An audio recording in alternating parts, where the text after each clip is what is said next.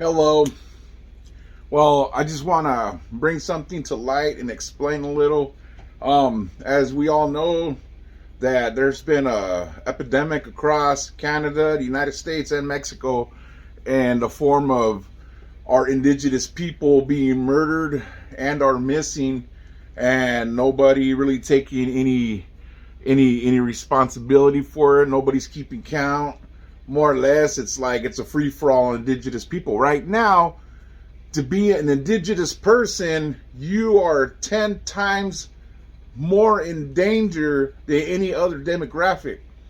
And throughout Canada, the United States, grassroots organizations, nonprofit organizations, and just a lot of angry brothers and sisters in the indigenous nation have took to the streets demanding justice, and the movement is taking footing. It's taking off, and if that's not enough, well, now we have these sober living homes, and let me break it down to you.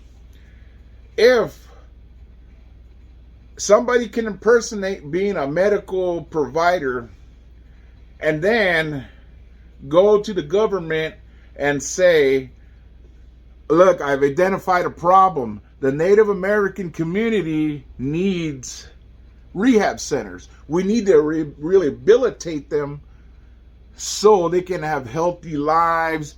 It'll help the family, will save lives, and so on and so forth. And I got this idea, and the government listens, and like, yeah, that is noble. We do need that. And so the government and other sponsors will hand out $50,000, $100,000. So these criminal organizations learned that, and these criminal organizations found a house, opened it up with no real intention on rehabilitating anybody. All they needed was for Native Americans to be in the program so they can continue to get this money. And none of that money is being spent on any therapist, any type of rehabilitation, or with absolutely zero money going towards the best interest of the people in recovery. And so they opened these houses under the disguise of this is to help Native Americans, indigenous people rehabilitate. So families hear about this. Oh, I'm going to send you to this program. And when they get to the program, they can care less what happens to you. Just find a room, lay down. And as we all know, with freedom is the true test of everybody. And a lot of people in recovery can't handle freedom. That's why they need recovery. That's why they need treatment. That's why they need help. And so when they're placed in these programs, they give them all the freedom they want. So they go out, they get drugs, and the families at home thinking that they're in a safe place, and here they're in these fake recovery centers. Their habit just blows out of proportion. They're finding them dead. They're going, white vans have been reported going onto the reservation, picking natives up, pitching that pitch at them like, hey, we got a real good treatment program. Let me take you over here. And they take them from like Navajo Nation and bring them into Phoenix and leave them there.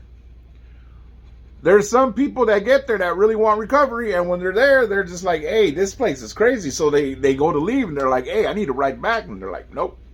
So they're stranded. So now we got criminal organizations in Phoenix opening up fake recovery centers aimed at the Native and the indigenous community, and are basically allowing and giving all tools for our brothers and sisters to destroy themselves. So that's just the best way I could describe what's going on in these fake recovery centers.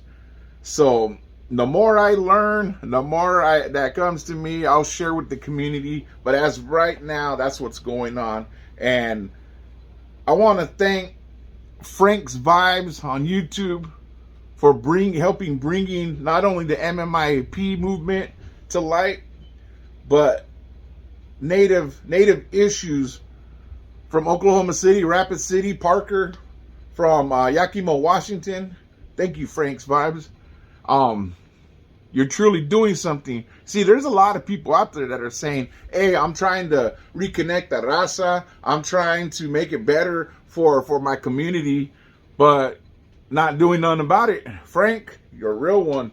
And thank you. We love you here. And to the community, stay safe, stay vigilant, and God bless.